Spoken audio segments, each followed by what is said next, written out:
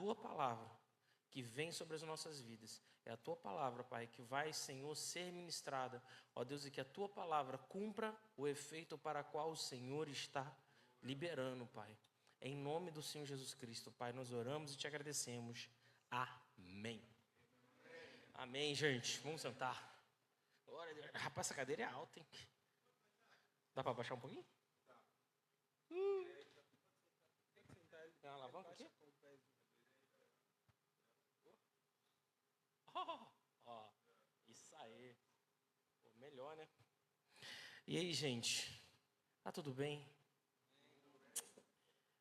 Sei que nós estamos tratando de fé, que o pastor tem falado bastante sobre fé, né? E a gente vai seguir na temática, ok? Então eu trouxe um estudo aqui bem bacana sobre vida de fé, né? Se eu pudesse dar um título, e eu dei um título para isso, é O Segredo de uma Vida de Vitória, Próspera e Bem-Sucedida. O Senhor nos chama a vivermos uma vida pela fé, né? A Bíblia fala que o justo viverá pela fé, ok? E muitas vezes a gente se encontra em situações ao longo da nossa caminhada que a gente não entende porque determinadas coisas acontecem. Mas a gente pode e deve viver alinhado com a palavra de Deus para que aquilo que a palavra de Deus nos garante venha sobre as nossas vidas. Efésios, no capítulo 1, no versículo 3, diz que nós já somos abençoados com toda sorte de bênçãos nas regiões celestiais. E como? Moisés, se eu já estou abençoado, né? Como que eu acesso essas bênçãos? Como que eu acesso aquilo que Deus já preparou e já reservou para a minha vida? Romanos 12 vai dizer que a vontade de Deus ela é primeiro boa, agradável e perfeita. Então Deus tem uma vontade que ela é boa, agradável e perfeita na vida de cada ser humano, de cada homem, de cada mulher, de cada indivíduo. Deus tem essa vontade. A questão é, eu estou disposto a viver essa vontade? Eu não só estou disposto, mas eu conheço e entendo como eu vou me submeter a essa vontade. É por isso que nessa mensagem eu chamo de o segredo. Por que o segredo? Porque não está assim, você abre uma página na Bíblia e acha, ó, para você viver uma vida de vitória, de fé, faça isso. Não está assim. Eu costumo dizer, eu tenho um canal na internet que chama Garimpando as Escrituras. E por que eu chamei de garimpando? Porque Paulo vai falar que em Cristo Jesus estão escondidos tesouros. Em Cristo Jesus a gente está falando da pessoa de Jesus Cristo, da obra de Jesus Cristo na cruz, daquilo que Ele ensinou, daquilo que Ele falou, daquilo que Ele nos comissionou, da descida, do derramado Espírito Santo. Em Cristo estão os mistérios, Paulo chama inclusive mistérios algumas vezes. E aí a gente precisa fazer o que para conseguir encontrar uma pedra preciosa? Garimpar. E para que você encontre esses comandos, essas direções, esses alinhamentos que Deus tem para que a gente viva uma vida de vitória em Jesus, a gente precisa garimpar nas Escrituras. A gente precisa garimpar aquilo que a Bíblia nos diz que é para fazer. Porque assim, eu não posso, ok? Eu, Moisés, eu não posso, mas Deus pode. Há poder em Jesus e há poder em sua palavra. Deus vai falar por meio do profeta Isaías que os caminhos dele são maiores que os nossos, que os pensamentos deles são maiores que os nossos. Percebe? Então Deus tem sonhos, Deus tem propósitos que são muito maiores do que a gente pode pensar. Paulo vai falar em Filipenses que Deus é capaz de fazer infinitamente mais do que eu posso pensar, pedir ou imaginar. Mas Deus deixou trechos, versículos, passagens, histórias de homens de fé que nos ensinam a viver e a trilhar uma vida de vitória. uma vida próspera, uma vida bem-sucedida. Por quê? Deus tem interesse em que seus filhos vivam essa vida, ok? Mas isso não é um estalar de dedo, não é instantâneo, né? Você aceitou Jesus hoje, amanhã acorda, acabou tudo. Não. O salmista vai falar que o choro pode durar uma noite, mas vem pela manhã. Será que se acontecer alguma coisa ruim comigo hoje, eu for para a cama triste, e eu acordar amanhã, já vou estar alegre? Então por que o salmista escreveu isso? Vocês já perceberam? Como assim?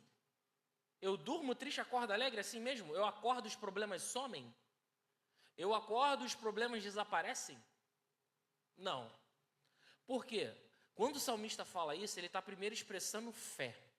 Fé de que Deus está no controle. E quando você olha para um outro aspecto do que ele fala, o choro dura uma noite, mas a alegria irrompe ao amanhã, ou ao amanhecer. Noite na Bíblia, em várias passagens que você vai ver, fala de falta de entendimento, fala de momento de agonia, fala de momento de... A gente fala momento de treva, né? Aqueles momentos difíceis, mas tem a ver com falta de entendimento, de clareza. Porque quem pode enxergar quando está tudo escuro? Ninguém. Se não tiver uma luz, como nós temos luzes hoje, ninguém pode enxergar. Então o salmista fala, eu estou na noite o quê? Onde eu estou sofrendo e eu não tenho entendimento. Mas a minha alegria virá quando esta noite passar e chegar o dia, porque o dia traz luz e eu consigo enxergar e entender aquilo que está acontecendo. Eu consigo enxergar e entender o porquê daquilo ali e eu posso me alegrar na certeza de que o meu Senhor está no controle. Porque ele está sem entendimento, ele está sofrendo, mas ele acorda. E o problema às vezes vai estar lá, mas agora ele tem entendimento. E quando vem esse entendimento, a gente caminha, a gente anda. Quando vem a luz, você pode caminhar, você pode andar. Então não é você dormir e os problemas acordar amanhã. E às vezes a gente passa várias coisas na nossa vida por falta de entendimento. Então Deus tem uma vontade que ela é boa, ela é agradável e ela é perfeita. Mas nós precisamos saber como trilhar. E a gente precisa ter luz. A gente precisa ter entendimento. A gente precisa ter clareza. Ninguém pode andar no escuro. Ninguém pode andar no escuro. A gente tem que andar quando tem luz, que a gente consegue enxergar o caminho, a trilha e seguir. E aí que está, quando eu falo de você garimpar a palavra, de você buscar conhecer os segredos escondidos em Cristo, é entender essas trilhas, esses caminhos que vão nos levar a viver a vontade de Deus, que é boa, agradável e perfeita. Por quê? Mateus capítulo 7 vai dizer que o nosso Pai Celestial é melhor do que o Pai da Terra. Jesus fala, se o seu Pai na Terra, se você tiver fome e pedir pão, Ele não vai te dar uma pedra. Se você pedir peixe, Ele não vai te dar uma cobra. Ele vai te dar aquilo que você está pedindo. Quanto mais o vosso Pai Celestial vos dará aqueles que o buscarem, que o pedirem. Porque o nosso Deus é o Pai perfeito. E Ele é o Pai de cada um de nós. E Ele tem cuidado de nós. Então, eu preciso olhar para a palavra, entender o que a palavra me diz e seguir naquilo que a palavra me diz. Porque eu, por mim mesmo, não tenho o poder de mudar a minha vida.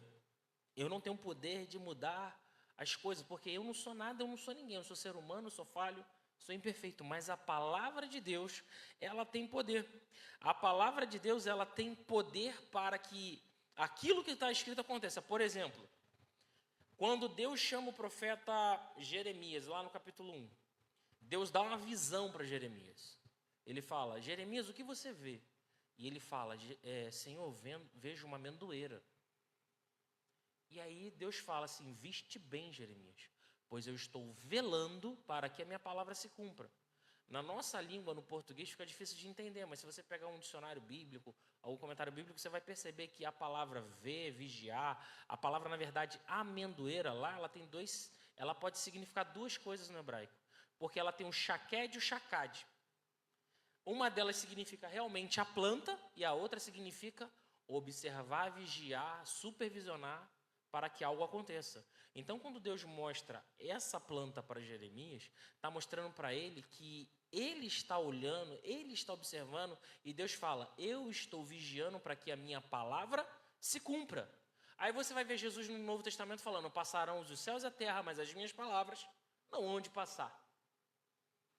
E você percebe que isso vai ao longo da Bíblia. Aquilo que é a palavra de Deus tem que se cumprir. Você vê que, por exemplo, Abraão, Isaac, Jacó, esses homens caminharam por meio de uma promessa, mas eles não viram a promessa. Eles não entraram na terra da promessa, mas eles sabiam que a promessa existia e que ela ia se cumprir. Por quê? Deus vela para que a sua palavra se cumpra. E a palavra dele vai se cumprir sempre. E para isso a gente precisa ter fé. Fé. Então se você estiver com a sua Bíblia, abre ela lá em Hebreus, no capítulo 10, no versículo 38.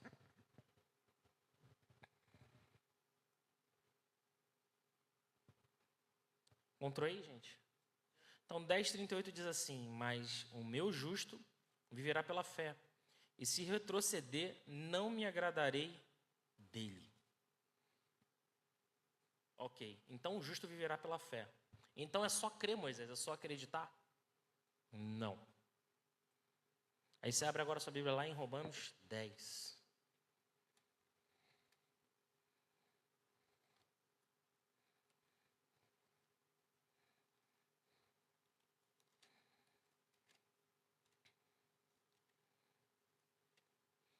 Romanos 10, versículo 17 diz: consequentemente, a fé vem por ouvir a mensagem, e a mensagem é ouvida por meio da pregação ou da palavra de Cristo. Então a gente está falando que a fé ela vem de ouvir, de entender, de compreender a mensagem, a pregação. E a Bíblia está dizendo que o justo vive pela fé. Se você for em Romanos, no capítulo 1, o penúltimo versículo vai dizer: o meu justo viverá pela fé. Você vai em Abacuque: o meu justo viverá pela fé. Isso é uma marca que está na palavra, é uma trilha que está na palavra, porque a palavra fé, no nosso idioma, tem duas letras. Mas, quando você vai para o idioma em que a palavra foi escrita, ela está escrito a palavra pistis, que significa crer. Só que o dicionário não para aí. Ele continua trazendo significância e entendimento à palavra fé. E ele vai dizer que esse crer, essa fé, esse pistis, ela também é carregada de fidelidade, de lealdade, de obediência ao objeto da sua crença, da sua fé. Então, a fé não é simplesmente crer. Ela tem que estar carregada de fidelidade, de lealdade e de obediência. Se eu digo que creio em Deus e eu não tenho fidelidade, lealdade e obediência, a minha fé não passa de uma crença barata e diria até pagã, sem valor espiritual algum, sem poder espiritual algum. Por quê? A fé precisa estar acompanhada dessas atitudes. Quer ver uma evidência disso? Vai lá em Tiago. Vocês estão anotando aí? Não, né? Tiago. A epístola de Tiago, lá no capítulo 2, no versículo 18, diz assim. Achou aí, Bodia? Tiago, no capítulo 2,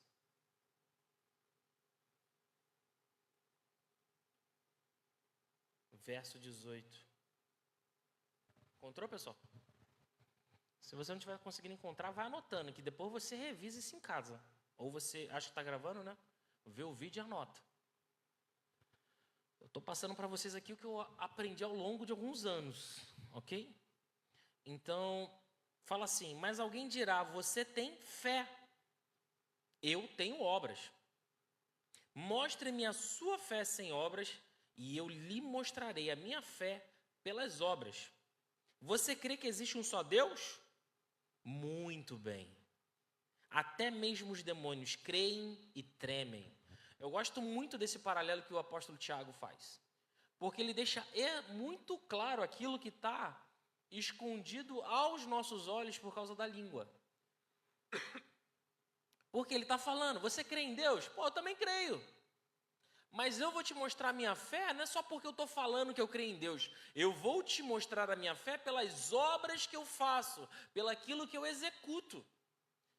É o meu fruto, a minha fé, a minha crença nesse Deus único me move a fazer isso. E a sua? Te move a fazer o quê? O que Tiago está falando? A minha fé nesse Deus único está me movendo a andar em fidelidade a esse Deus, em lealdade a esse Deus, em obediência a esse Deus. Porque na sequência ele contrasta o que ele está falando com os demônios. Os demônios creem que existe Deus, mas eles não obedecem a Deus, percebe? Eles não são fiéis a Deus, percebem? Eles não são leais a Deus, pelo contrário, é o reino das trevas.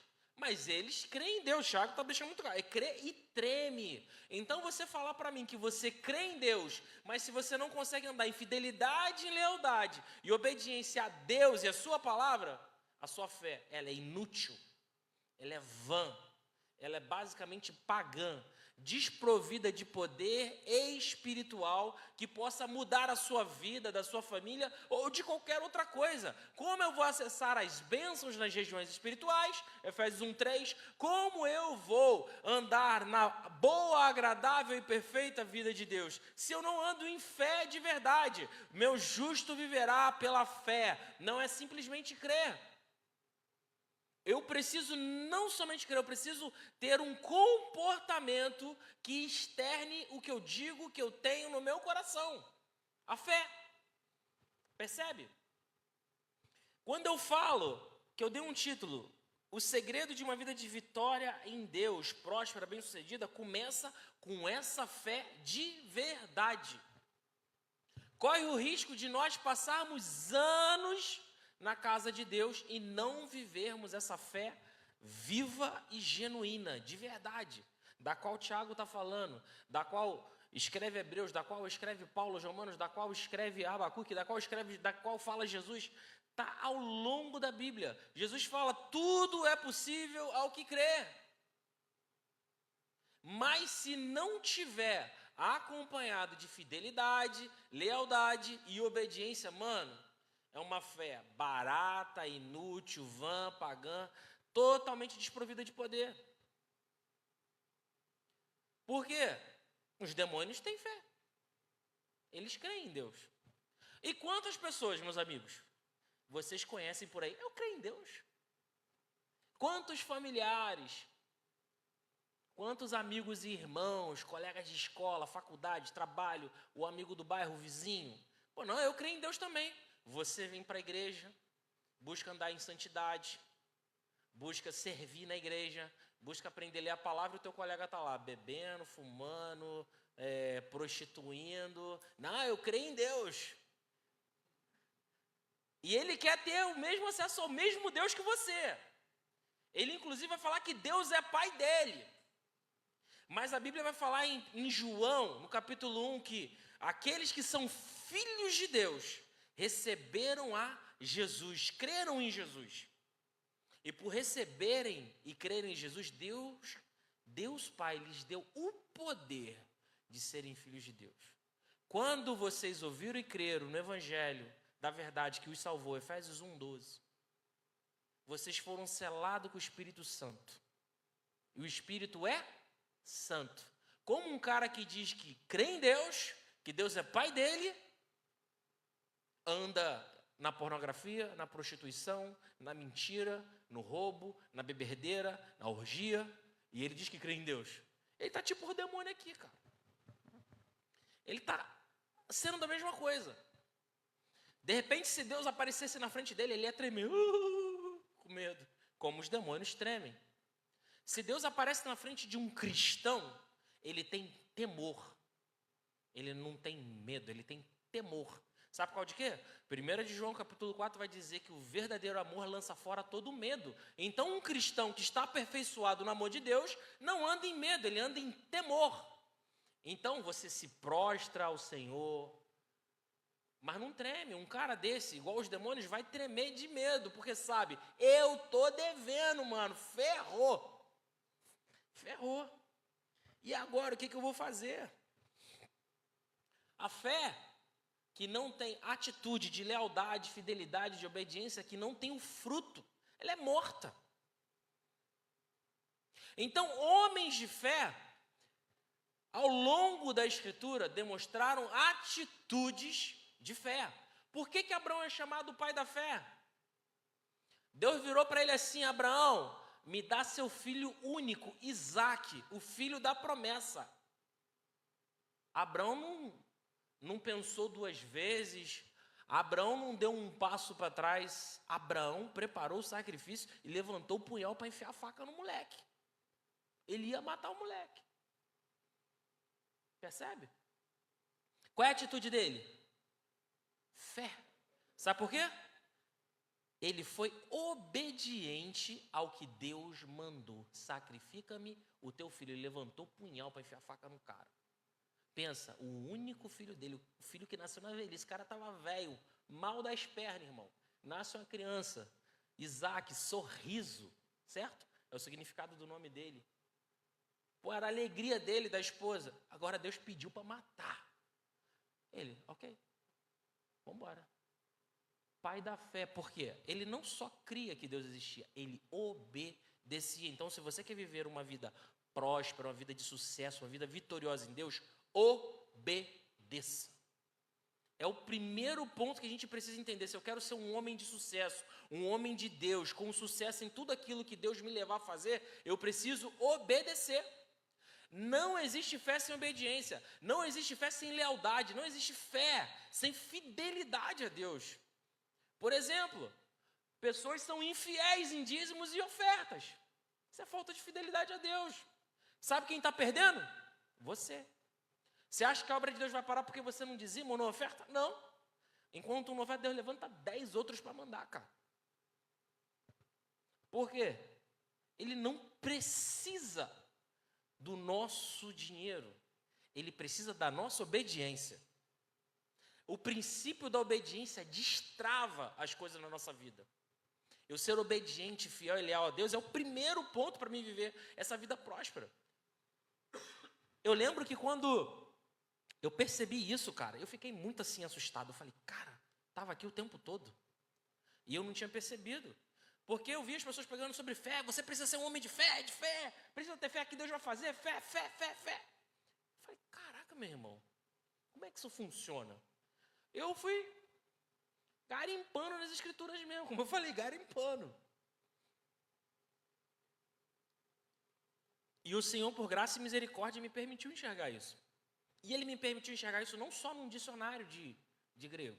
Ele me permitiu enxergar isso ao longo da Escritura. Os homens de fé têm atitude de obediência. Os homens de fé têm atitude de lealdade. Os homens de fé têm atitude de fidelidade a Deus.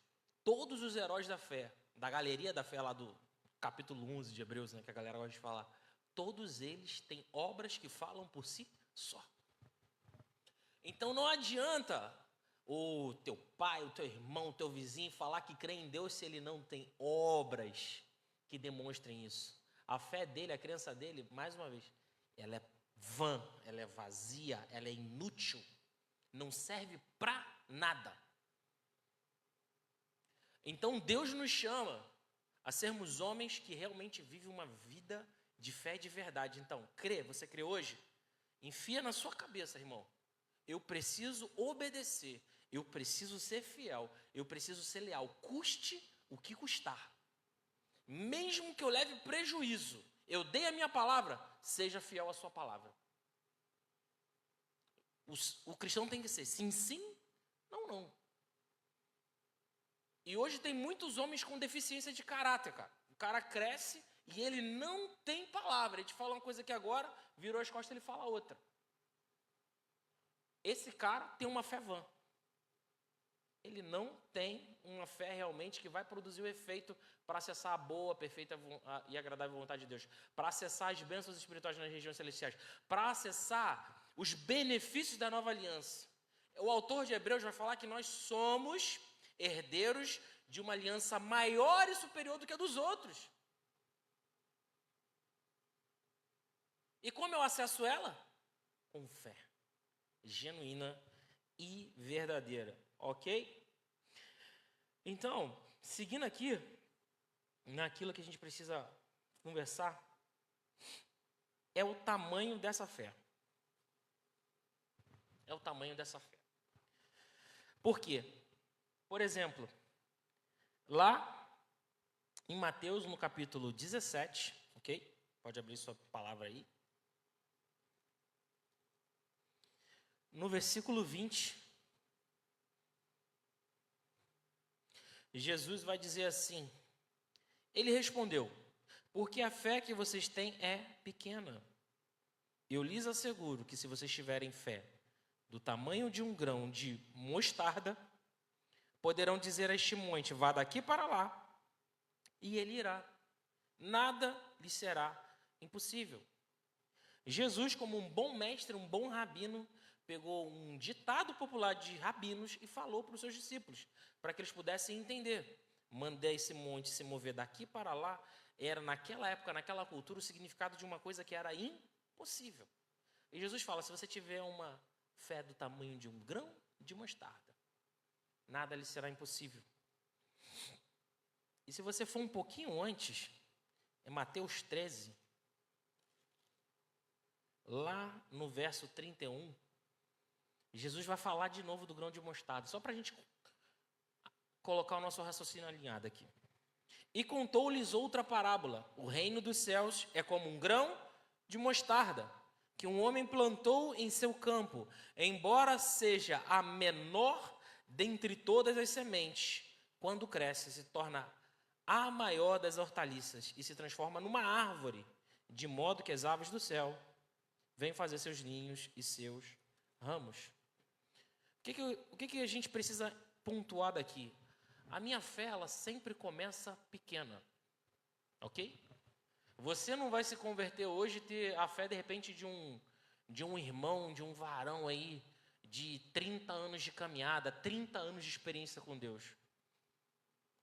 Porque a revelação de Deus para nós, ela é progressiva, inclusive. Deus não se revela de uma vez.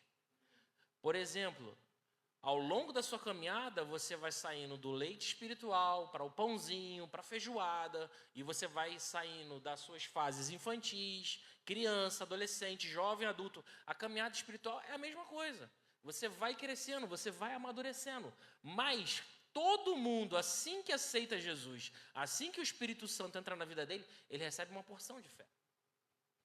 E aí você precisa cultivar essa fé. A gente leu em Romanos 10 que a fé vem pelo ouvir. Então, uma das maneiras de você exercitar a sua fé para que ela cresça, como Jesus falou, é um grão de mostarda. É pequenininho, mas é poderoso para fazer coisas impossíveis, parafraseando o que Jesus falou.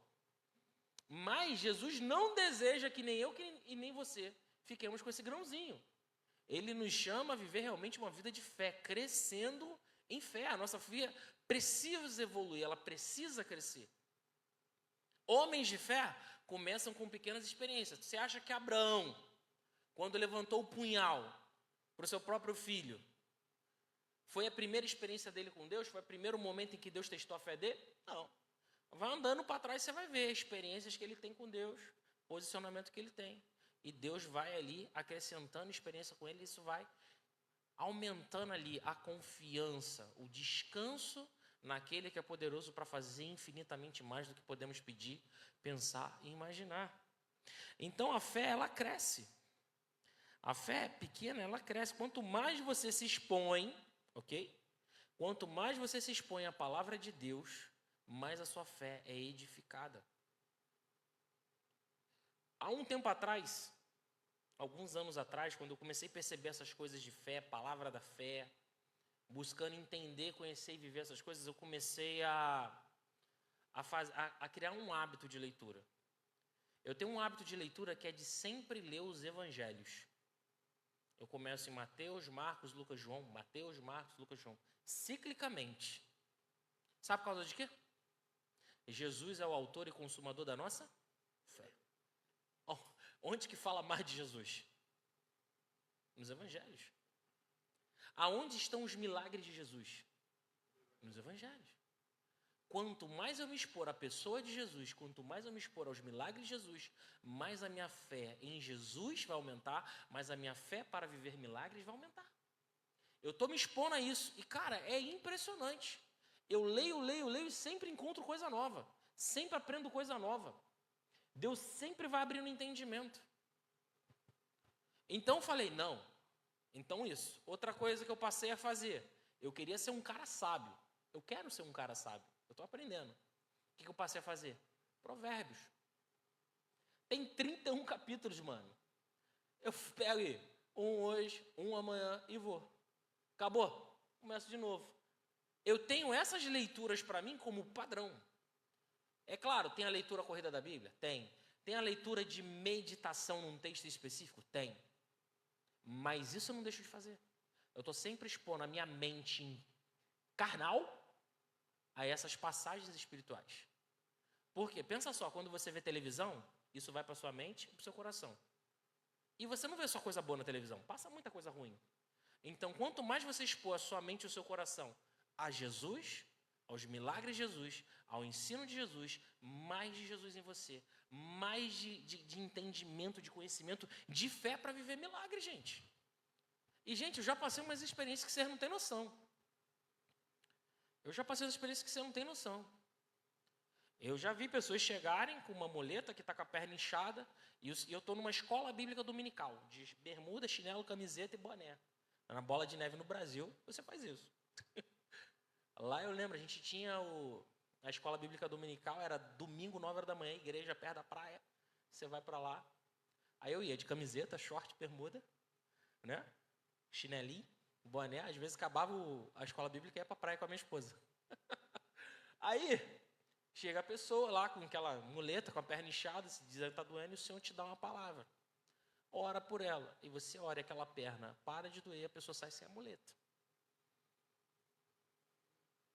Aí eu assustei. Aí, um outro dia, eu preguei na igreja, saí da igreja. Começou eu e minha esposa com uma dor de cabeça infernal. Entramos no carro. Que dor de cabeça é essa? A Alicia nem era nascida. Que dor de cabeça é essa? Dor de cabeça é essa? Não sei, Tony. Tá estranho. Aí cheguei em casa, vem aquele comando do Espírito. Ora e repreende. Aí eu abracei minha esposa, aquele abraço de urso. Botei a mão na cabeça dela, falei, bota a mão na minha cabeça. Em nome de Jesus, toda dor de cabeça, sai agora. Pelas pisaduras de Jesus Cristo, eu sou sarado. Aí você sente aquela agulhada saindo assim, como se estivesse tirando uma agulha da tua cabeça. Aí você fala, hã? Aí, certa vez, estou contando experiência para vocês. É o que eu estou falando, você vai se expor na palavra e Deus vai te dando experiências para edificar a sua fé. Por quê? Por mais que comece como um grão de mostarda, ela cresce à medida que você é fiel, leal e obediente, custe o que custar. Certa vez, pós-culto, estou em casa com a minha esposa. Minha esposa é uma pessoa que, Senhor, não bebe muita água. E volta e meia ela sentiu umas dores no rins. Porque quem não bebe água acaba ficando com dor no rim, né? E pode levar, inclusive, a problemas sérios de saúde. E a minha esposa, com essa coisa de água, um belo dia, na hora de deitar, meu irmão, ela sentou na cama e travou.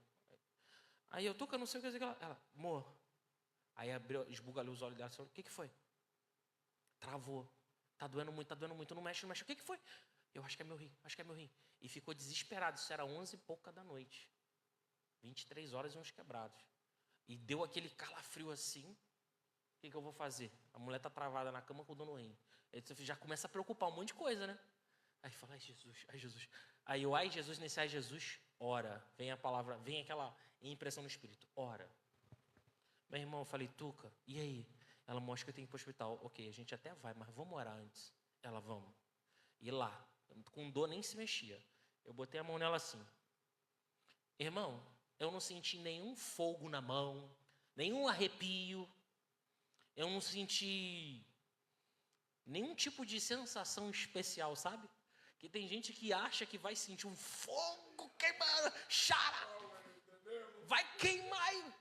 Irmão, não estou falando.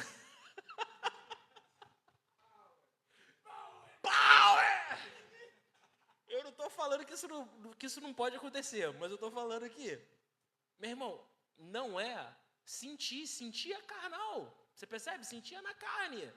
É obediência, é fidelidade, é lealdade. E aí é crer. Se você crer, tem obediência, lealdade, fidelidade, Deus vai te dar uma direção. E Deus deu a direção. Ora, eu falei, Moela, eu acho que tem que ir para o hospital. Eu falei, vamos orar antes, porque eu recebi uma impressão no meu espírito. E eu fui lá, botei a mão e fiz assim: Senhor, em nome de Jesus, eu não sei o que foi, o Senhor sabe. Mas conforme a tua palavra, em Isaías, diz que pelas pisaduras de Jesus Cristo, eu sou sarado e a minha esposa é sarada e ela é curada. Então, em nome de Jesus, vai embora. Eu não senti nada, mas a minha esposa olhou para minha cara e começou a chorar. E levantou. Amor, sumiu a dor. Eu olhei assim, hã? Aí eu comecei a chorar também. Porque assim, eu sei que aqui vocês são meio bravos, homem não chora. Homem chora, vai lá. E Jesus chorou. É o menor versículo da Bíblia. Jesus Cristo, autor e consumador da minha fé, chorou. Eu não tenho esse problema, irmão. O meu batismo no Espírito Santo teve muito choro. Eu fiquei por horas chorando, sem saber porque que eu estava chorando. E eu fiquei muito feliz com aquilo. Eu fiquei assim, meu Deus. E Deus foi dando experiências que me levaram a falar, cara, é real. Alguém pode chegar e falar, Jesus apareceu ali, fulano não sei o que ali. Meu irmão, eu fico com a palavra, ponto. Eu creio no Deus da palavra, ponto. Pode aparecer placa escrita em Marte, vir com conversa fiada de ET, alienígena, ciência, isso. Eu fico com a palavra. Eu tenho experiência com Deus da palavra e Ele é real. E o que está escrito aqui, como eu falei lá no início, ele falou para Jeremias, eu não esqueço isso todos os dias da minha vida. Eu estou velando para que a minha palavra se cumpra. Ele não falou isso só para Jeremias, não. Ele fala para mim, ele fala para você. Ele está velando para que a palavra dele se cumpra. E para Deus é fácil, ó. A gente tem que fazer a nossa parte. Nós temos que fazer a nossa parte. Que é o primeiro princípio. Por que eu coloquei como primeiro princípio? Porque é a base de tudo. Se você não andar em fidelidade, lealdade e obediência, não adianta você crer. E, mano, foram acontecendo muitas coisas. Só mais uma outra experiência para edificar a fé de vocês. Lá no Bola de Neve de Rio das Ostras, tinha uma peça que a gente fez lá que é muito famosa. A gente fez a peça durante um mês. Ela acontecia sexta, sábado, ela acontecia na sexta-feira e no sábado à noite. É uma peça que você anda dentro dos cenários, é muito interessante. Você não ouve ninguém num palco falando, você vai dentro dos cenários e vê a história acontecendo. Então você muda de cenário e você vê os mesmos personagens. Você só sabe que são os mesmos personagens por causa da roupa. Mudam-se as pessoas, né?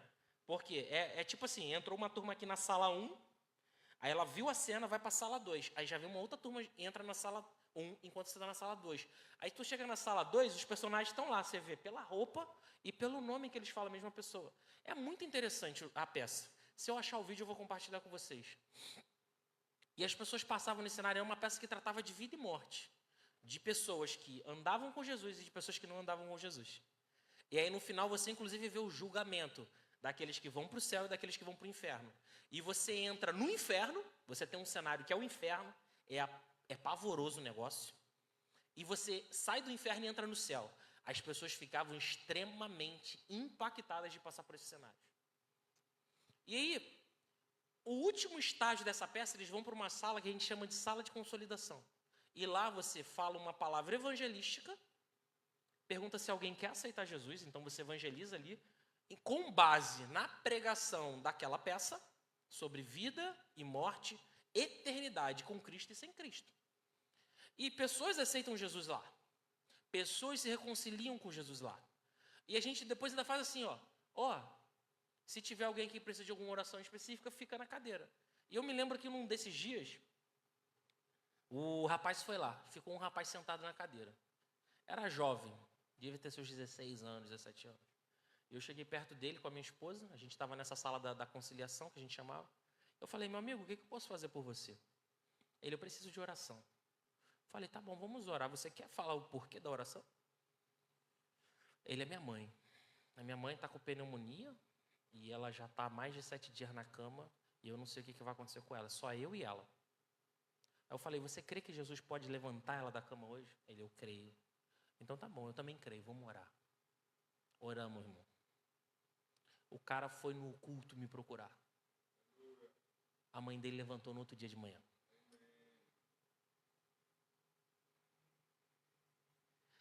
E, mano, eu podia aqui passar boa parte da noite contando experiências daquilo que o Senhor fez na minha vida e por meio da minha vida da minha esposa. Mas Jesus Cristo não mudou. Ele era, é e sempre será.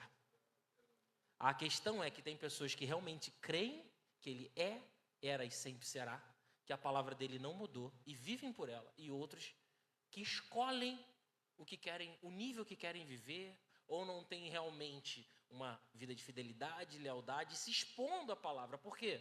Quanto mais você se expor à palavra, mais você vai crer, cara. Mais isso vai entrar na sua cabeça, mais isso vai entrar no seu coração. Mais você vai... E a Bíblia fala o quê? Que a boca fala do que o coração está cheio. E aí você está numa conversa comum, tal, a pessoa começa a falar um monte de coisa que não edifica, não agrada a Deus, e você começa a falar só coisas que edificam. E aí você começa a tocar aquela pessoa. E nós, como homens, alguns aqui são casados, outros não, a gente tem um papel fundamental na vida das nossas esposas, que é de fortalecer elas com palavras que edificam, que é de orar por elas, que é de cuidar delas, que é de edificar elas na palavra. Esses dias minha esposa me ligou, porque teve um sonho ruim, tal, não sei o que, eu falei, olha, esquece o sonho ruim, bota o joelho no chão e ora, e abre a Bíblia em Salmo 91 e começa a ler na primeira pessoa para você, que você vai ver. Aí ela deu uma engasgada, você está certo, marido, é isso mesmo. Ela assustou com o sonho. Eu falei, meu filho, não assusta não. Não assusta não. É isso, cara. Ou você crê ou você não crê. Quando eu leio o Salmo 91, ele fala assim, aquele que habita no esconderijo do... Não, eu falo, eu habito no esconderijo do Altíssimo, a sombra do Senhor, que é o todo onipotente. A tua sombra, Pai, eu descanso. 1000, Senhor, pode cair do meu lado, 10.000 à minha direita, mas não vai me atingir não, Senhor. Sabe por causa de quê? Porque o Senhor está comigo. Eu leio o Salmo na primeira pessoa, eu oro ele na primeira pessoa. Por quê? Eu estou declarando uma palavra profética sobre a minha vida, sobre a vida da minha família, e eu sei que essa palavra está baseada na palavra de Deus, e ele tem comprometimento com a palavra dele, ele está velando, e ele vai fazer cumprir. Percebe?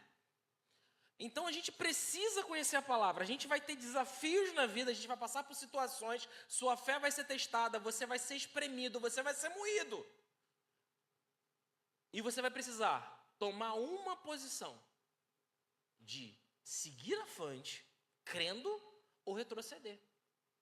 É por isso que o primeiro versículo que a gente leu hoje foi Hebreus 10, 38. O meu justo viverá pela fé, se me retroceder, não tenho prazer nele. Porque nós somos chamados a avançar, não a retroceder.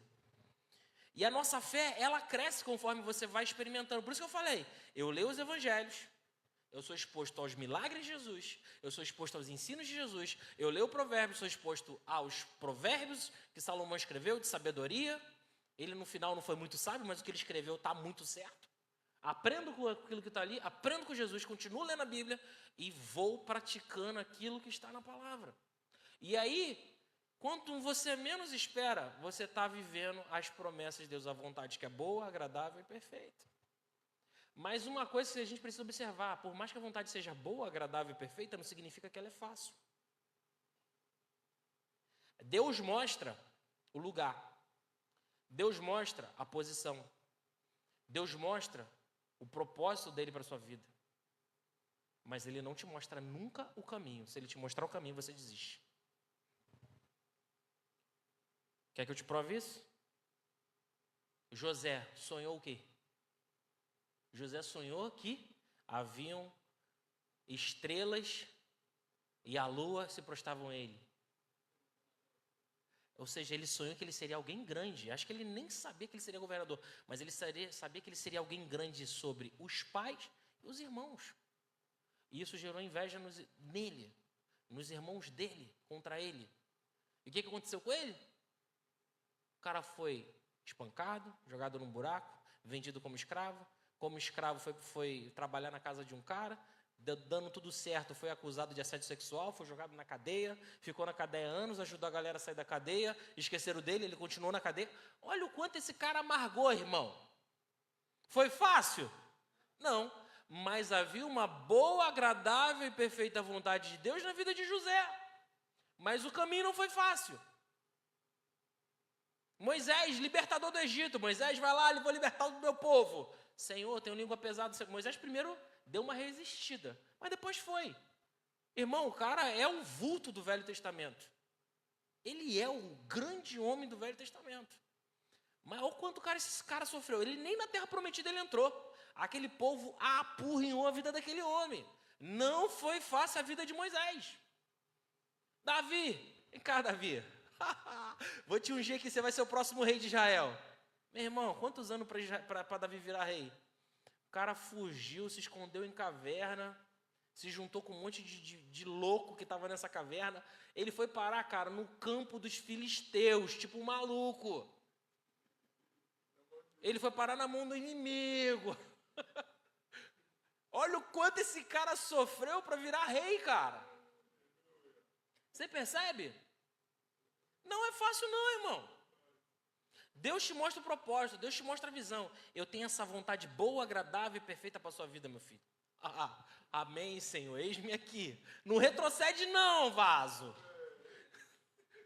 Não retrocede não. Porque se me retroceder, eu não me agradarei dele.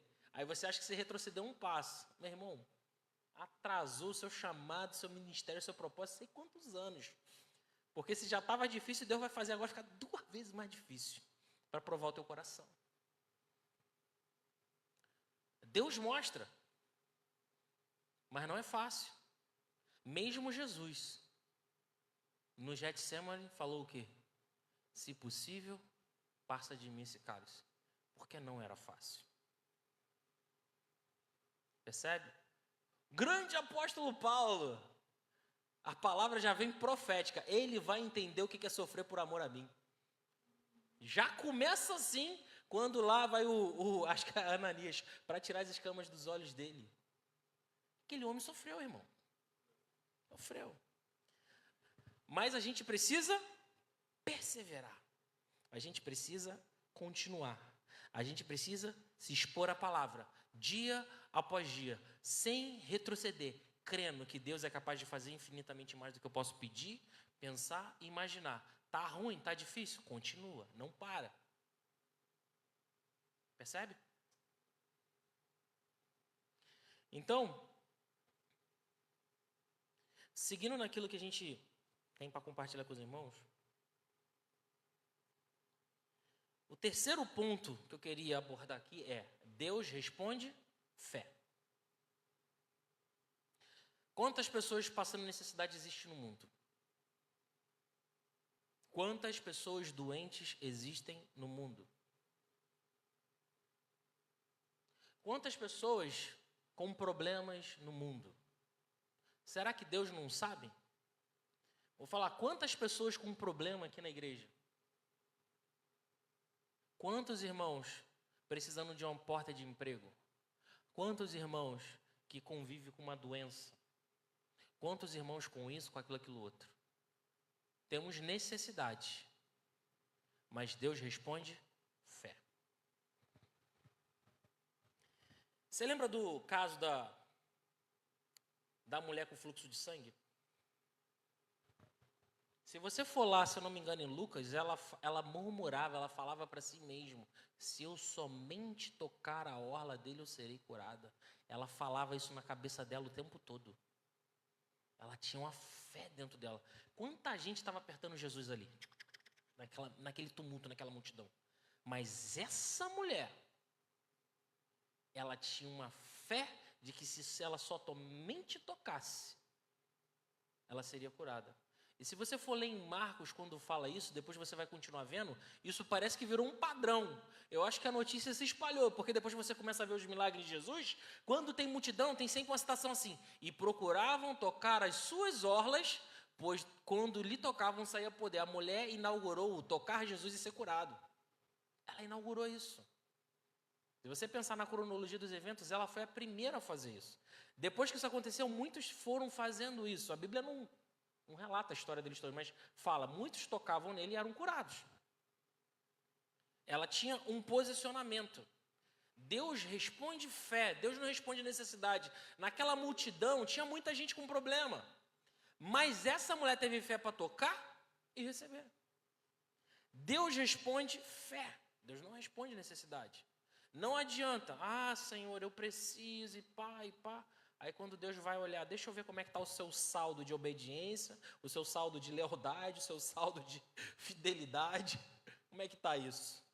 Vamos ver o seu saldo de jejum, o seu saldo de oração, o seu saldo de exposição à palavra. Ele começa a te avaliar. Pai aqui tem eu, meu amigo Ezequiel, meu amigo Simão, mais alguém é pai? Não, né? O irmão aí é pai? Não, né? Nós somos pais. Eu tenho uma filha de 6 anos. Assim, não tenho muita experiência em criar filha ainda, né? Minha filha só tem 6 anos. Mas, cara, uma coisa para mim é muito clara. Eu não dou nada de recompensa para minha filha se ela estiver me devendo. E quando eu falo devendo, é que ela está fazendo pirraça, está sendo desobediente. Percebe? Se eu, como um pai terreno, consigo olhar para minha filha e falar, ela não está merecendo. Imagina Deus. Conhece sua mente, seu coração, seu deitar, seu levantar, seu caminhar, seu pensamento, a hora que você está no banheiro, a hora que você está cagando, a hora que você está dormindo, conhece tudo. Imagina Deus te olhando. Você está com necessidade, mas Deus está te botando na balança. Deus vai responder a fé verdadeira, a fé que crê e que é movida por esses comportamentos. Porque só crê, como eu falei já lá no início, demônio crê. Nem por isso o demônio vai ser redimido, salvo, vai para a glória. Pelo contrário, eles vão para o lago de fogo e enxofre. É isso que a Bíblia fala. Então, o filho rebelde não adianta, cara. Inclusive, Hebreus vai narrar e Provérbios vai narrar que Deus corrige o filho a quem ele ama. Então, muitas vezes, a gente está num nível tão grande de desobediência e de cegueira que Deus permite que determinadas coisas venham sobre a nossa vida para corrigir a gente, cara. Porque no momento do aperto, no momento do problema, é um momento que você vai falar assim, cara, tem alguma parada errada. Vai orar. Aí você vai orar. Aí você vai jejuar. Aí você vai falar, Senhor, o que está acontecendo? Aí você vai 1, 2, 3. Aí você vai, o negócio continua apertando, aí você que é brabo e não chora, daqui a pouco está chorando. Está clamando, terra. E aí, num determinado momento, Deus te responde. E aí você precisa fazer alguma coisa com aquela resposta. E essa resposta pode vir enquanto você está lá no seu quarto orando, pode vir de uma pregação em cima do púlpito, pode vir daqui da reunião dos leões, alguma palavra que Deus está liberando. Pode vir você vendo televisão, Deus usa alguma coisa que passa na televisão para falar no seu coração. Deus tem várias maneiras de falar, mas nós precisamos estar quebrantados o suficiente para conseguir entender, ouvir e entender. Então Deus corrige. Ele é tão pai, ou ele é muito mais pai do que eu, do que Ezequiel, do que Simão. E ele corrige. Mateus 7,9, a gente falou no início. Ora, se vocês, que são maus, sabem dar boas coisas aos seus filhos, quanto mais o Pai dos céus vos dará coisas boas àqueles que o pedirem. Saltando um pouquinho aqui.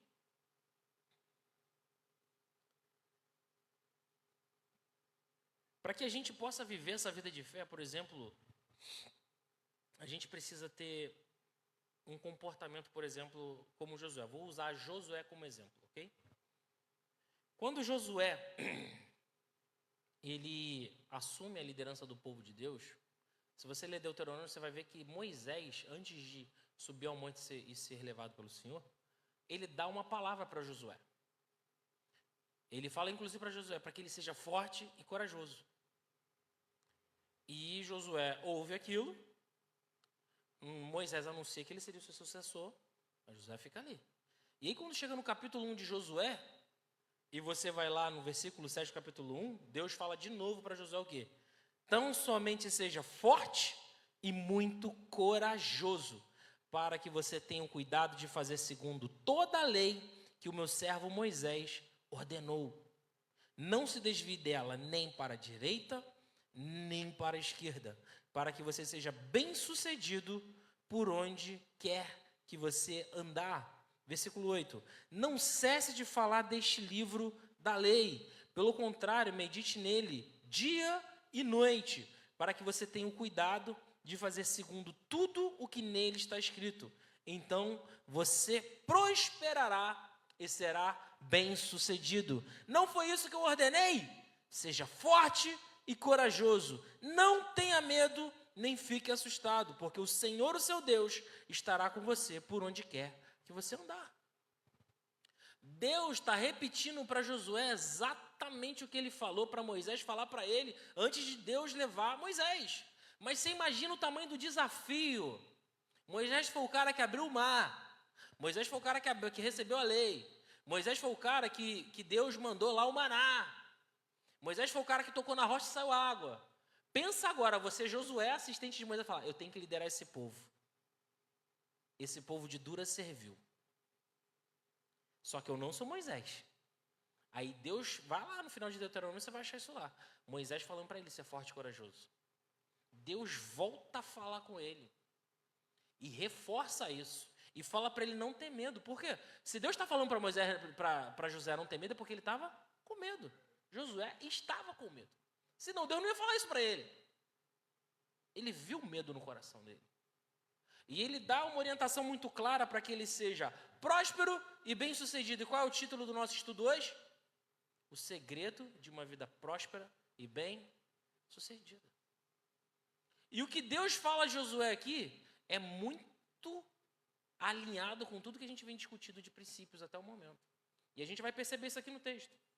Veja, no versículo 7, Deus dá a ordem que ele seja forte e muito corajoso. Então, a primeira coisa, ser forte e ser corajoso. Mas ser forte e corajoso para o quê e por quê? Ele fala para que você tenha um cuidado de fazer, segundo a lei que Moisés, meu servo, ordenou. Se você quiser trazer para os nossos dias de hoje, para que você viva a palavra de Deus, na sociedade que a gente está, tem que ser forte e corajoso, irmão. Porque o ritmo do mundo e aquilo que o mundo ensina é totalmente o oposto do que está na palavra. Então, se você anda pela palavra, você vai contra o que está no mundo. E quando você vai contra o que está no mundo, eles começam a te falar: ah, você está perdendo tempo. A vida é só uma. Para que perder tempo assim? Começa a falar um monte de coisa para você. E começa a te oferecer os pratos, os manjares. Mas eles estão cegos. O entendimento dele está tapado. Eles não conseguem enxergar que o que eles estão vivendo, eles estão semeando coisa ruim para a vida deles e que vai levar eles, no final de tudo ainda, a um destino longe e afastado de Deus, que é no lago de fogo e enxofre, preparado para o diabo e seus anjos. Então você primeiro precisa ter posicionamento. O que a Bíblia diz que é para fazer, eu faço. O que a Bíblia diz para mim não fazer, eu não faço. E o que é isso se não é fidelidade e obediência, que é fé. Percebe? Fidelidade e obediência. Quando você se posiciona para fazer aquilo que a Bíblia manda, veja, Deus fala, olha, tenha o cuidado de fazer segundo toda a lei que o meu servo Moisés ordenou. E Deus fala para nós hoje, tenham o cuidado de fazer segundo toda a palavra que eu dispensei a vocês. Seja forte e corajoso para cumprir. Não desvie dela nem para a direita, nem para a esquerda. Não tem o versículo que eu gosto, que eu não gosto.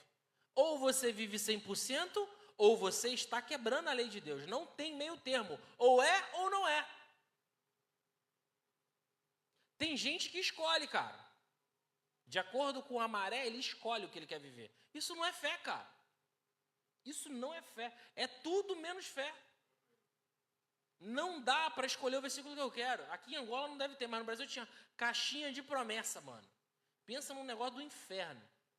O pessoal deixava de ler a Bíblia para tirar um verso da caixinha de promessa. Era uma caixinha mesmo assim, pequenininha, que tinha vários versículos um versículo, 2 versículos num papelzinho assim pequenininho, que você tirava e você lia. Aí você falava, essa é a palavra de Deus para a minha vida hoje.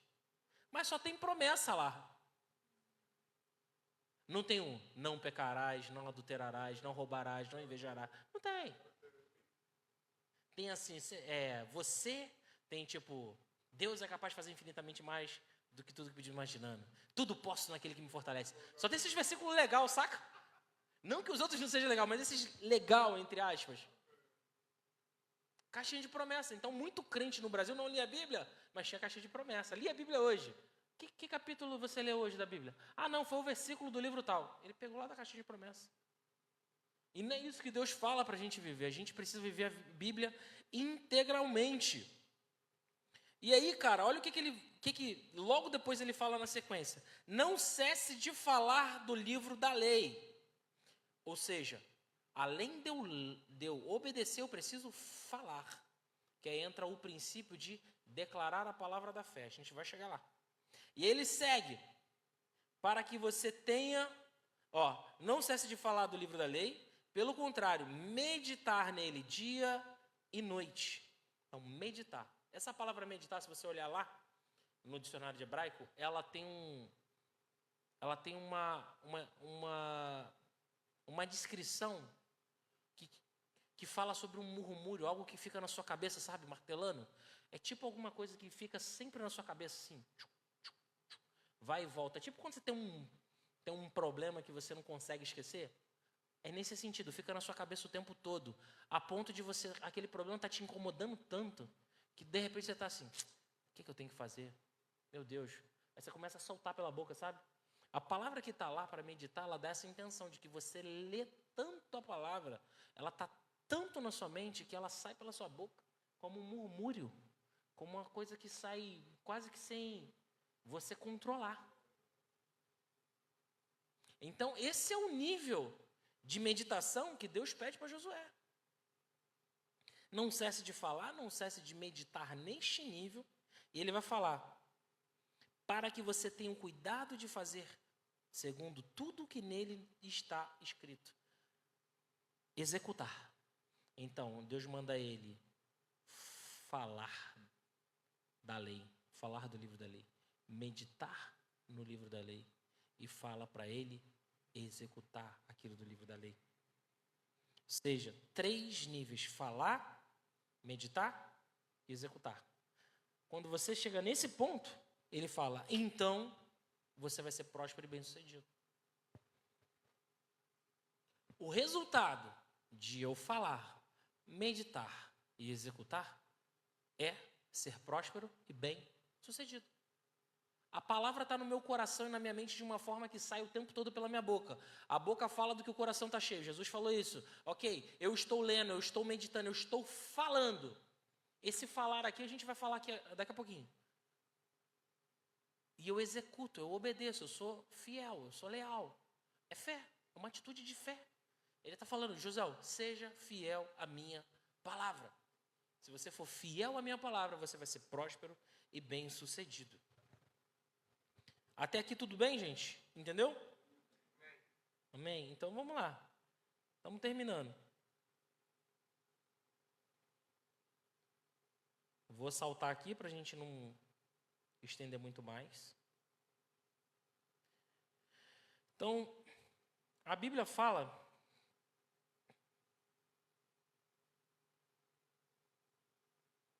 que Josué precisava falar do livro da lei, né? E a Bíblia fala em Marcos 11, 23, abre a Bíblia lá.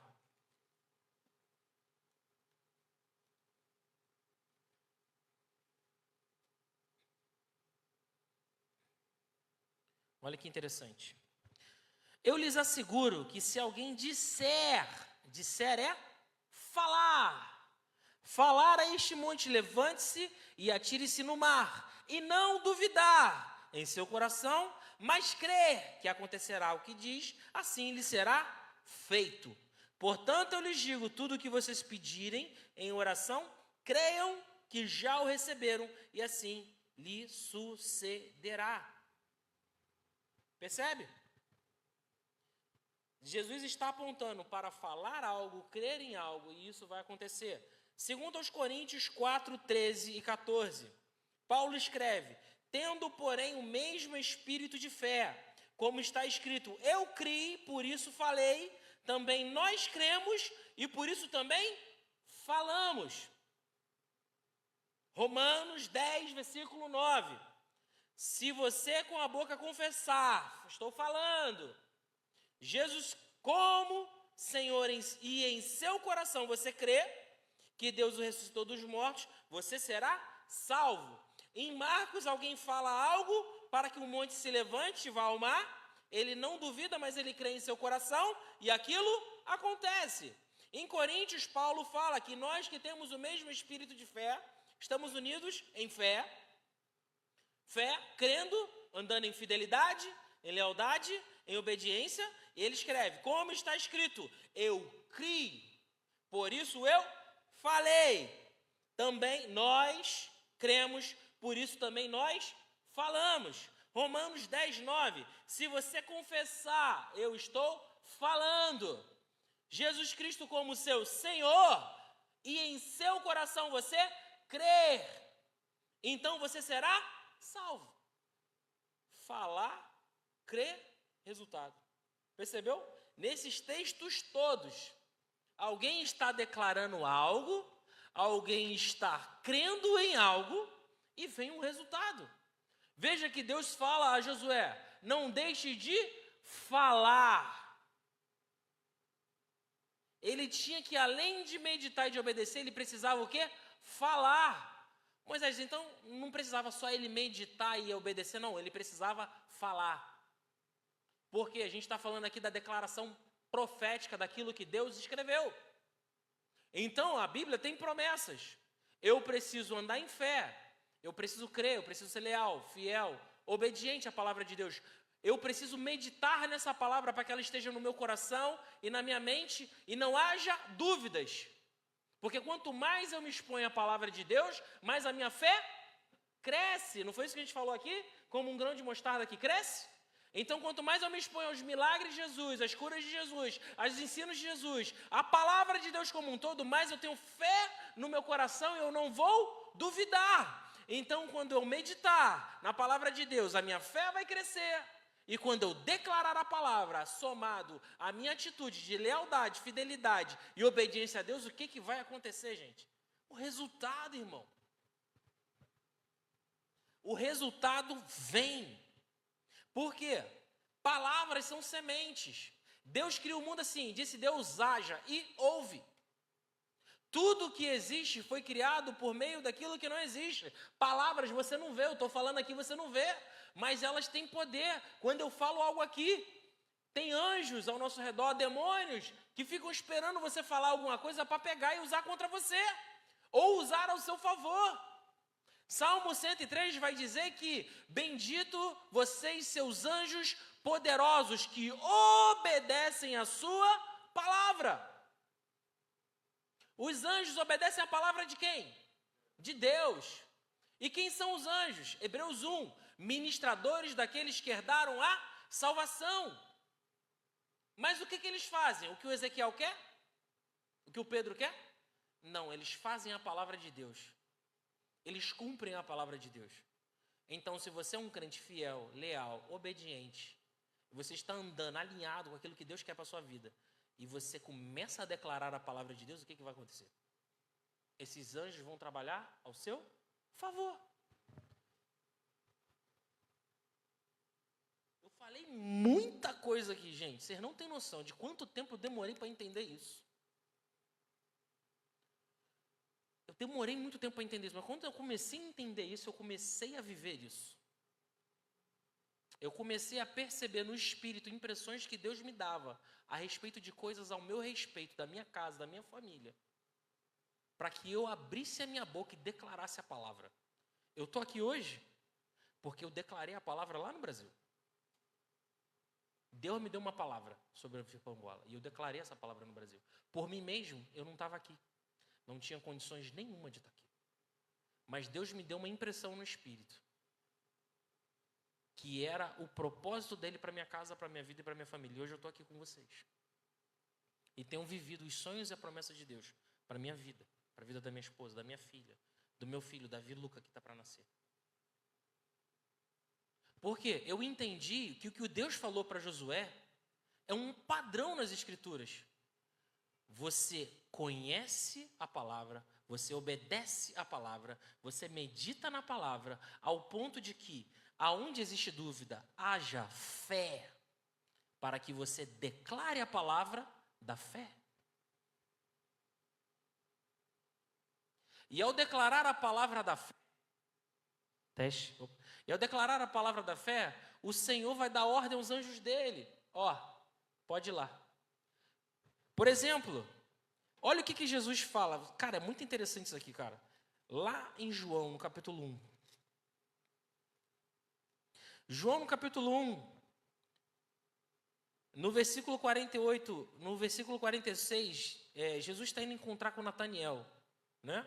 E aí Nataniel fala, pode ser algum profeta de Jerusalém? Quando ele ouve falar de Jesus, ele não leva fé. Não saía ninguém de Nazaré que fizesse alguma relevância em Israel ou em Judá naquela época. E aí perguntou Natanael, versículo 46 de João, capítulo 1. Nazaré? Pode vir alguma coisa boa de lá? Disse Filipe, venha e veja. Filipe desafiou ele, vem você e veja. E aí, ao ver Natanael se aproximando de Jesus, Jesus declara, aí está um verdadeiro israelita, em quem não há falsidade. Perguntou Natanael, de onde me conhece? Jesus respondeu, eu vi quando você estava debaixo da figueira, antes de Filipe o chamar. Então Natanael declarou, mestre, tu és o Filho de Deus, tu és o Rei de Israel. Jesus viu ele murmurando debaixo dessa árvore, antes de Filipe chamar ele. E aí ele já tinha, quando Filipe fala para ele, eu encontrei o Messias, e ele é Jesus de Nazaré. Ele não sai nada de bom de Nazaré. Fala sério, vem ver para você ver, vem checar, vem conferir. Quando ele chegou, que Jesus já, eu vi você, pronto, ele acreditou. Aí Jesus fala para ele no verso 50, Jesus disse, você crê porque eu disse que o vi debaixo da figueira? Você verá coisas maiores do que essa. E então acrescentou, digo-lhes a verdade, vocês verão o céu aberto e anjos de Deus descendo e subindo sobre o Filho do Homem. Porque quem são os anjos? Ministradores daqueles que herdaram a salvação. Jesus Cristo, naquela época, era o único Filho de Deus na terra, pelo qual os anjos poderiam descer e subir para cumprir a vontade de Deus. Quando Jesus vai à cruz, ele inaugura a igreja, ele inaugura o templo dos muitos filhos de Deus, porque todos quantos o receberam, deu-lhes o poder de serem feitos filhos de Deus. Sobre mim, sobre você, há uma promessa de que anjos de Deus estão aguardando para cumprir a vontade de Deus na sua vida. Deus tem uma vontade boa, agradável e perfeita. E Ele dá ordem aos seus anjos ao nosso respeito. Salmo 91. E dará ordem aos seus anjos ao meu respeito para segurar na minha mão e eu não tropeçar em pedra alguma. O anjo do Senhor é sentinela ao redor daquele que os teme e ele os guarda e os livra. Veja, a atividade angelical é ao redor dos que temem a Deus. Deus dá ordem a esses anjos. E eles se movem de acordo com a palavra de Deus. Então, quando Deus te encontra, te revela, e você naquela revelação começa a caminhar nesse entendimento, meditando mesmo na palavra de Deus, para que a dúvida saia do coração. Não pode ter dúvida. A dúvida sai do coração. Aí você medita, e você é o fiel, o obediente. Tá doendo, tá ruim, tá pegando, mas eu tô fiel, tô leal, tô obediente. E aí você vai para o próximo nível, que é declarar a palavra da fé. Senhor, tá ruim, tá difícil, mas tudo eu posso em você, porque o Senhor me fortalece. Pai, eu sei que o Senhor tem promessas para a minha vida, porque o Senhor é capaz de fazer infinitamente mais do que eu posso pensar, pedir, imaginar, Senhor, e a Tua palavra diz que tudo é possível ao que crê, e eu creio, Senhor, que o Senhor vai abrir aquela porta para mim, porque eu já vi eu trabalhando naquele lugar. Meu irmão, tem que ter autoridade para falar um negócio desse. E isso aconteceu comigo. Falei, Senhor, eu creio. E eu declaro assim, eu declaro assim, eu declaro assim, eu declaro assim. 1 dia, 2 dias, 3 dias, passa uma fase, pum, passa outra fase, faz uma entrevista, pum, faz outra entrevista, fala inglês com um, fala inglês com outro, sem saber falar inglês. Até hoje eu não sei falar inglês, mas eu falei inglês e vim para cá. Passei em todas as entrevistas. Teve um dia que eu falei inglês. Quando eu desci, minha esposa falou assim, amor, você falou inglês pra caramba. Eu falei, eu não tenho a mínima ideia do que eu falei. Eu sei que 2 minutos depois chegou a mensagem de alguém aqui em Angola para mim, ó, você arrebentou na entrevista, o pessoal gostou pra caramba, você deu vários exemplos, falou isso, falou aquilo. Eu falei, Jesus, eu falei isso tudo mesmo? Mas eu recebi uma direção de Deus de declarar e de profetizar que aquela vaga era minha, que eu vinha para cá. Eu não sabia, irmão, que ia ser tão difícil, vocês não têm noção do que eu já passei aqui, ok? Deus te mostra o lugar, mas não te mostra o caminho, irmão. Deus mostrou o lugar, trouxe mesmo, irmão. O caminho é dolorido. E você não pode recuar. Não pode afinar, não, irmão. Não pode retroceder, não. Tem que continuar, mano. E Josué, cara, foi chamado a ser forte e corajoso, mano. Ele tinha que tomar a terra prometida. Ele tinha gigante de cara para enfrentar. Ele tinha povos experimentados em batalhas há muitos anos naquela terra. Ele estava com a galera aqui. Não tinha toda essa experiência. Fortalezas para... Pensa Jericó, gente. Mas ele tinha que ser forte e corajoso. Ele tinha que meditar na palavra para que a dúvida saísse do coração. A ponto de a palavra estar tanto na cabeça dela que sai como um murmúrio.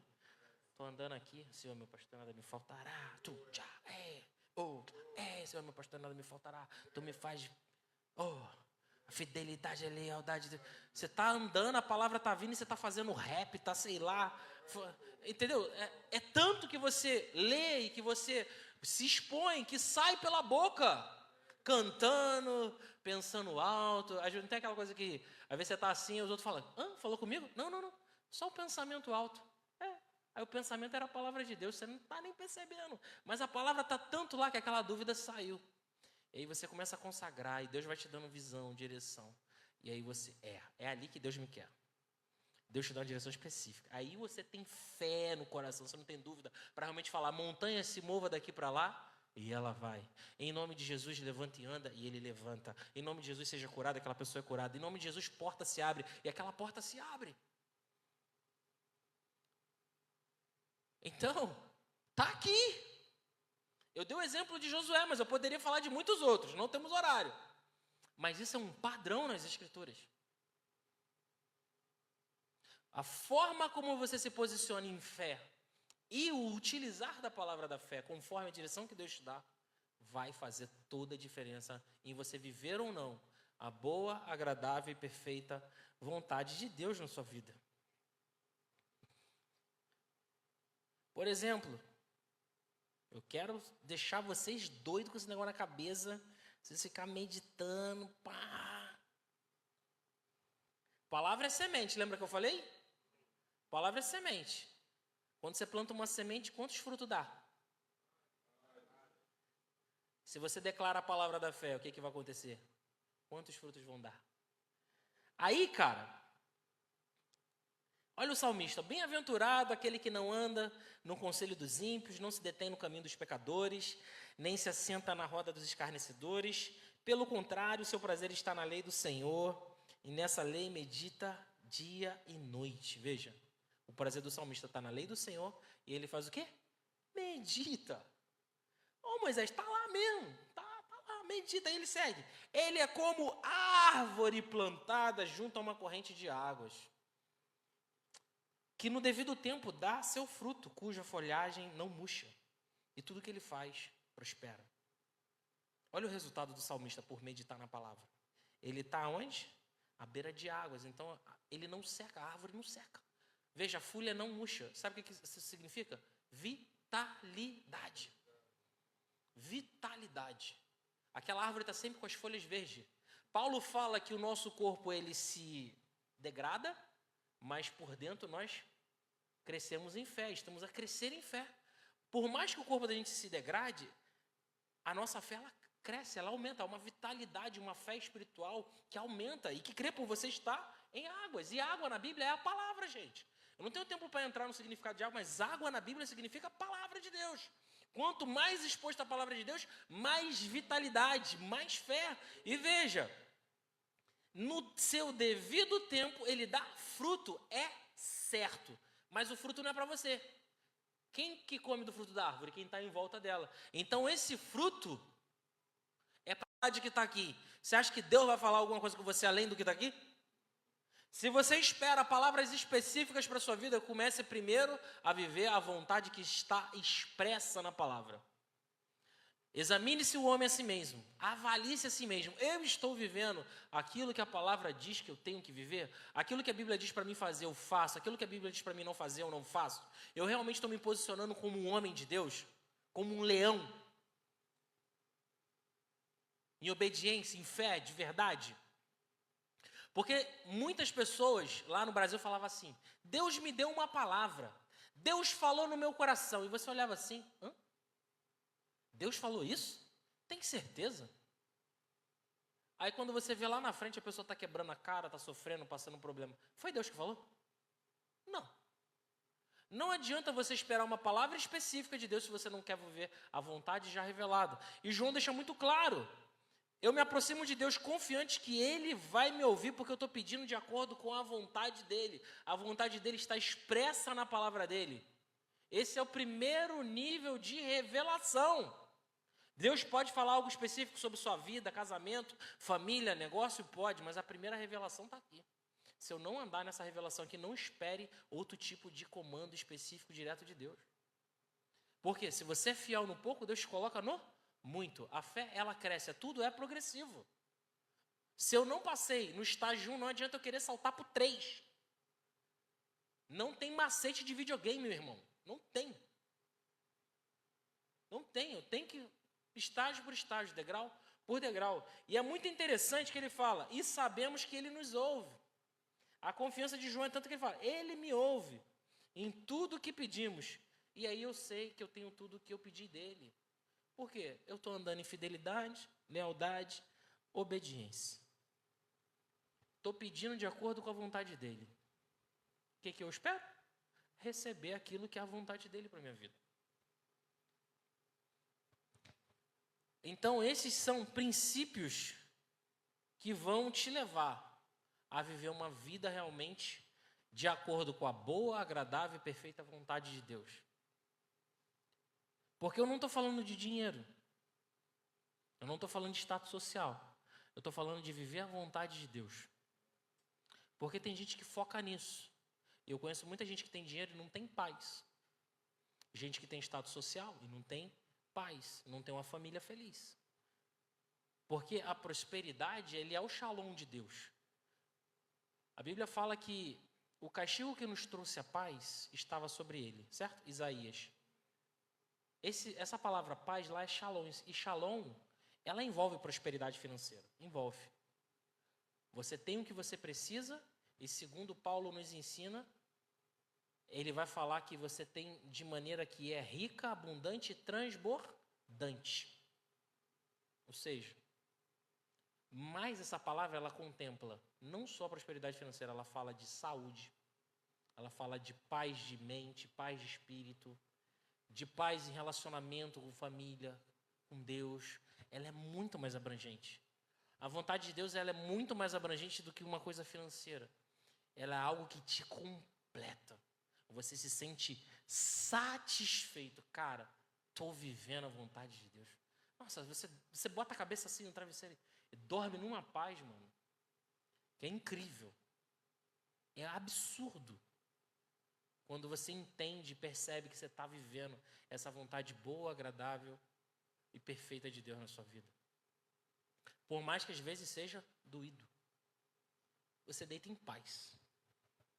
Você dorme em paz, você passa o dia em paz. O pau está quebrando, o negócio está pegando para todo lado e você está seguindo. Amém? Então vamos orar rapidamente sobre essa palavra. Senhor, em nome de Jesus, obrigado. Obrigado, pois o Senhor tem trazido aos nossos corações hoje, Pai, um despertamento, para que vivamos e caminhamos como homens de fé. Homens, Senhor, que não vivem apenas de uma crença, de um acreditar, mas, Senhor, que tem frutos, que tem atitudes, que tem obras de fidelidade, de lealdade, de obediência. Ó Deus, obrigado por essa palavra. Ó Deus, eu oro que o Senhor possa ministrar, ó Pai, de maneira única e específica aos corações de cada um dos meus irmãos. Que essa palavra ela possa ser como em um terreno fértil, preparado para receber semente. E que essa semente possa multiplicar a 30, a 50, a 70, a 100 por 1. Em nome de Jesus, Espírito Santo, o Senhor é quem revela a palavra. Que o Senhor revele a palavra ao coração dos meus irmãos e ao meu coração. Que todos venhamos a cada dia ser homens de fé de verdade. Homens que darão frutos. Homens que deixarão um legado. Homens que serão relevantes. Em nome de Jesus Cristo. Amém. Gente, eu sei que estamos avançados na hora, mas acho que dá para responder alguma pergunta. Já são 8h10. Pedro tinha feito. Vai usar microfone ou fala sem microfone mesmo? Sem microfone mesmo?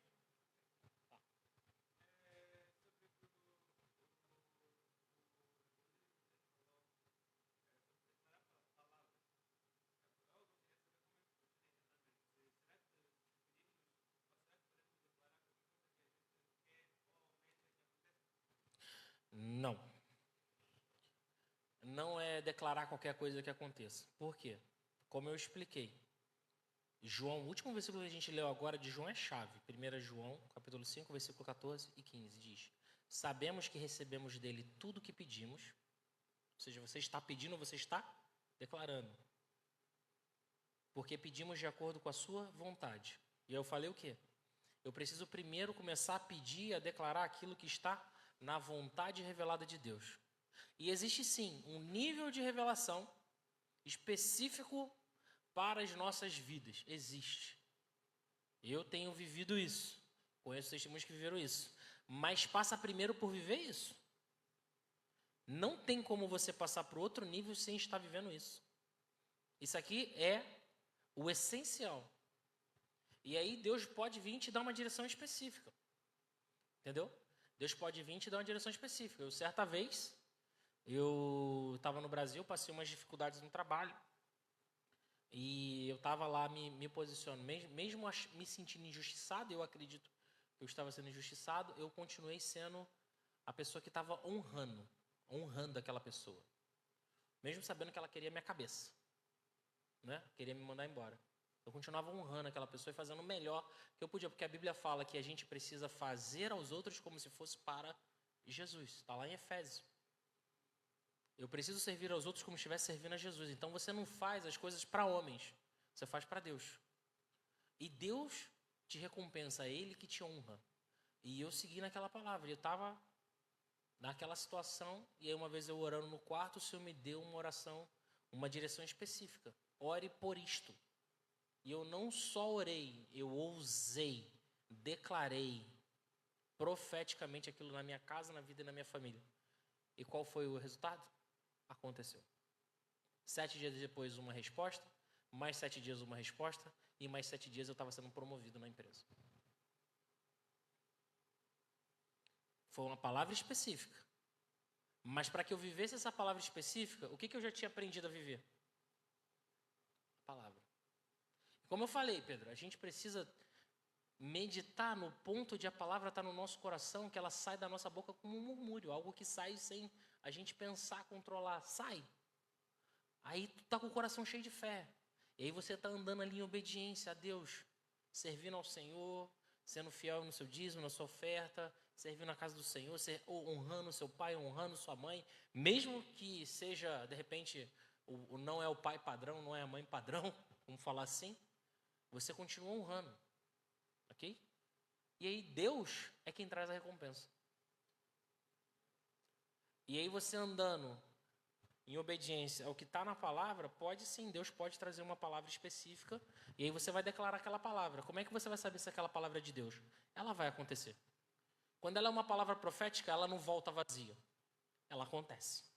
Ela vira realidade. Deus te deu aquela semente, você libera aquela palavra ela vai se tornar real. Ela acontece. Beleza? Fala, meu irmão.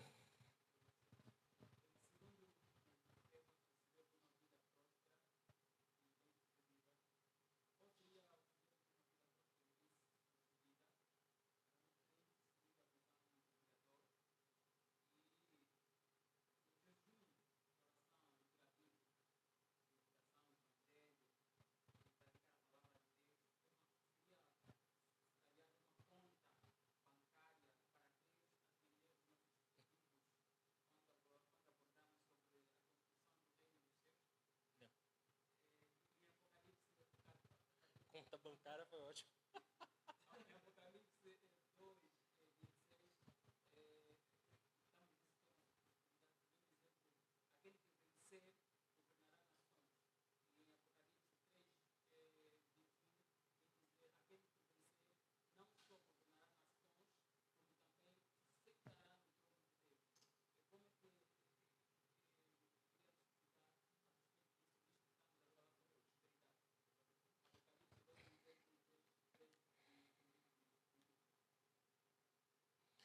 Então, deixa eu responder sua pergunta por partes, que você não fez uma pergunta só, né, mano?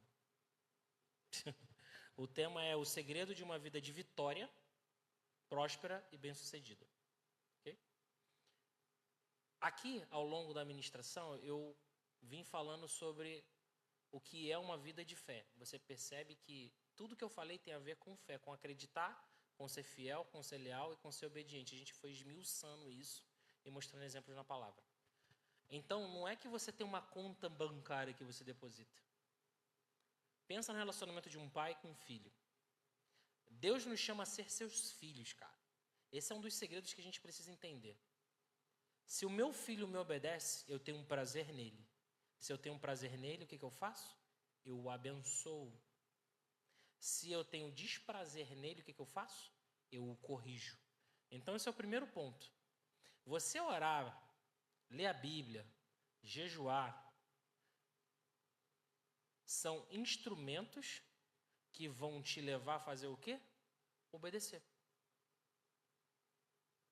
Porque o jejum, ele remove a sua carnalidade para que você seja capaz de vencer alguma barreira, às vezes carnal, ou mesmo para se tornar uma pessoa mais sensível àquilo que o Espírito Santo quer te dirigir. Porque a Bíblia fala que aqueles que são filhos de Deus, em Romanos 8, são guiados pelo Espírito Santo.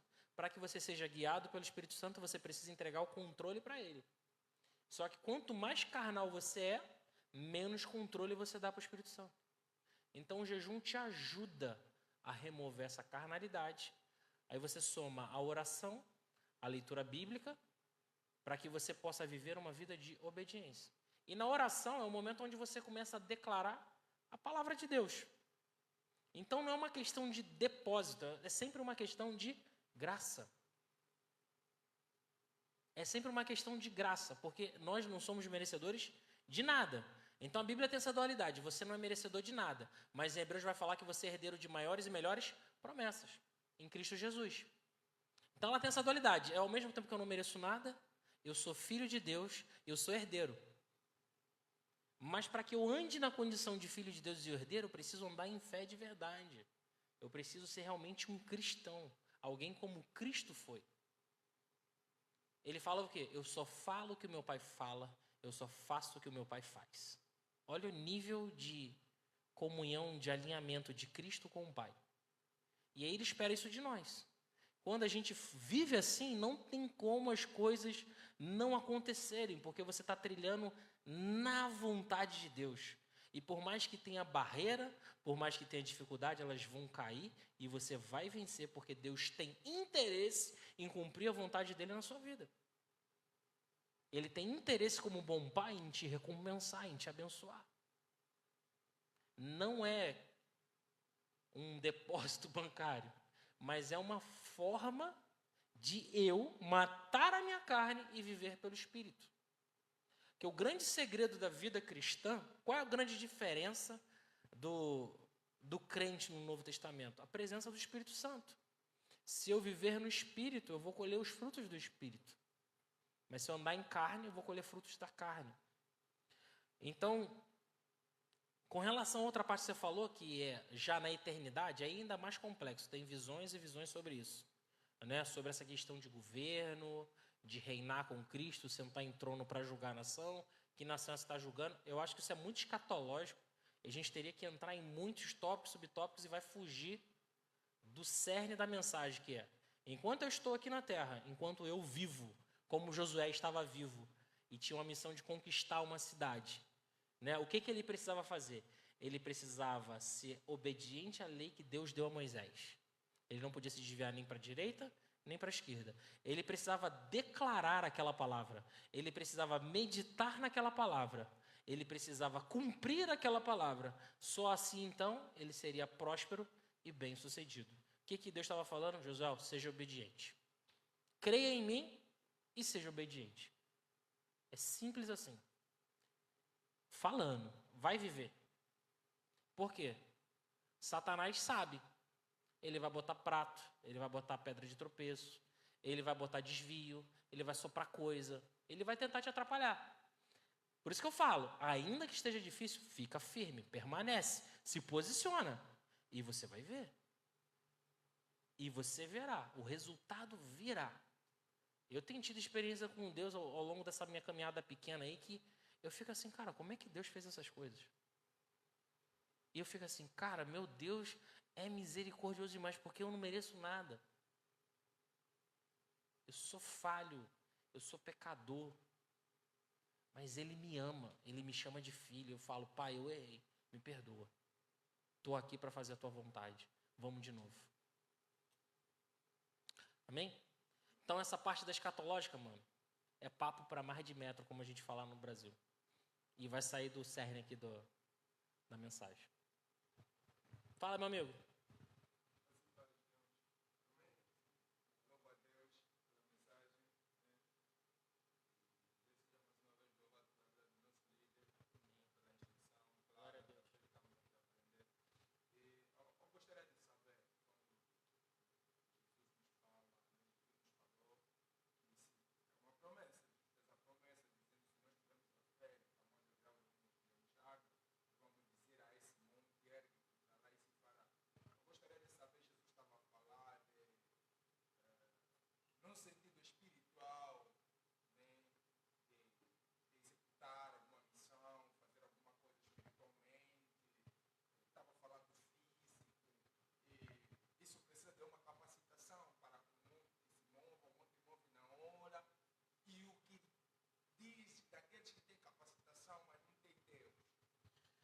Vamos lá. Você dirá a esse monte, se mova daqui para lá, e ele irá. Isso é uma citação rabínica, isso é um ditado popular daquela época. Quando os rabinos queriam falar de coisas muito difíceis, eles falavam de mover montes. É como se fosse mover um monte. Por quê? Quem pode mover um monte? Percebe? Então Jesus fala, se você tiver a fé do tamanho de um grão de mostarda, você vai mover um monte. Aquilo que a galera fala que é impossível, vai acontecer. Qual é o contexto? Jesus estava expulsando um demônio. Tinha um menino endemoniado e os discípulos não conseguiram expulsar. E Jesus falou para eles, é falta de fé. A fé deles não foi suficiente. Eu não sei se eles se assustaram, ficaram com medo. Mas aquilo ensinou algo a eles. Eles precisavam crer. Eles precisavam perseverar. E aquela fé ia crescer, eles seriam capazes de fazer coisas ainda maiores. Aqueles mesmos homens que não foram capazes de fazer isso, depois viraram o mundo de cabeça para baixo. A ponto de Pedro caminhar e a sombra dele curar pessoas. Percebe isso? Você anda e a tua sombra cura a gente? Cara, isso é muito louco, mano. O que Deus pode fazer não tá na caixinha do Moisés e do Simão, não, mano. Deus pode fazer muita coisa, mano. Mas muita. Jesus, inclusive, fala, vocês farão as mesmas coisas que eu e farão ainda maiores. Mas aí, o quanto o Espírito Santo de Deus tem de você, o quanto ele está no controle da tua vida. É isso que faz a diferença. Porque às vezes o Espírito Santo pode estar com você, mas ele está dirigindo o carro ou ele está no banco carona? Quem está no volante? É Simão ou é o Espírito Santo? Você está com o Espírito Santo, amém? Mas quem está dirigindo o carro? Percebe? Então, é um ditado rabínico. Estava na situação de um contexto onde Jesus estava falando de expulsão demônica e eles não conseguiram. Mas ele usa esse ditado rabínico para ensinar eles que a fé cresce. E a fé desses homens cresceu, a ponto de acontecer o que aconteceu. Pedro pregou a primeira vez, 3.200 almas salvas. A sombra dele curava pessoas. E os lencinhos de Paulo? Sozinho de Paulo curava os outros. Isso é coisa de louco, mano. É doideira. Mas é fé. Fidelidade, lealdade, obediência, crendo em Deus, sendo perseverante, deixando que o Espírito Santo nos guie. Vamos conseguir cumprir o propósito dele na nossa vida. Vamos realmente viver essa vontade boa, agradável e perfeita. Amém?